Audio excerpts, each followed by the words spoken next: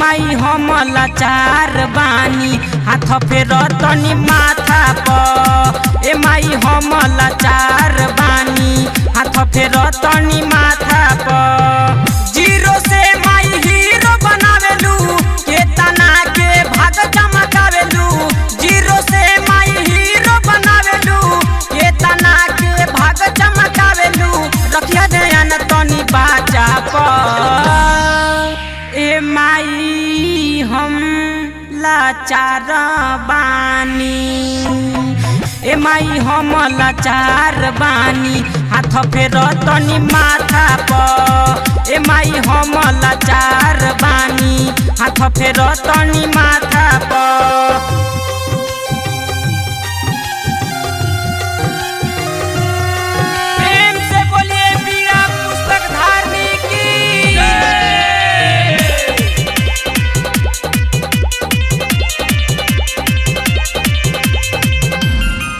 रउआ बीड़ा बजाई हमर भाग चमकाई।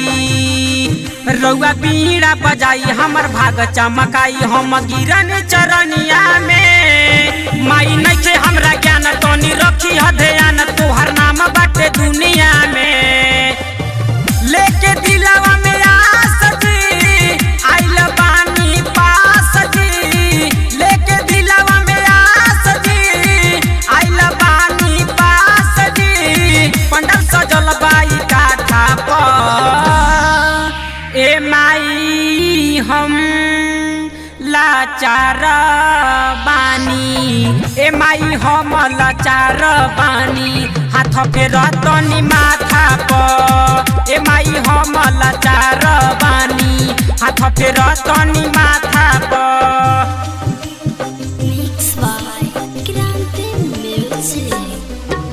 प्रेम से बोलिए हंसवानी की।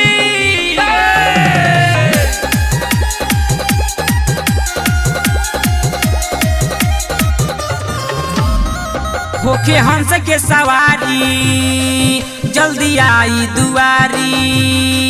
होके हंस के सवारी जल्दी आई दुआरी। हे सरस्वती मैया जी तनी दया बरसाई। हे हमार महामैया जो सहाय जी। आनंद प्रेमी गीत गावता उजवल उपेंद्र बतावता। आनंद प्रेमी गीत गावता उजवल उपेंद्र बतावता। चर्चा भइल रउआ गाथा प।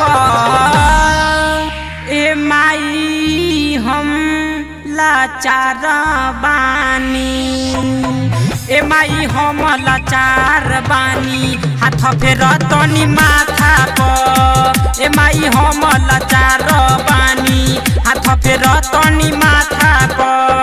जीरो से माई हीरो बनावेलू केतना के भाग चमकावेलू। जीरो से माई हीरो बनावेलू केतना के भाग चमकावेलू। रखिया ध्यान तनी बाचा प। ए माई हम लाचार बानी ए माई हम लाचार बानी हाथ फेर तनी माथा प। ए माई हम लाचार बानी हाथ फेर तनी माथा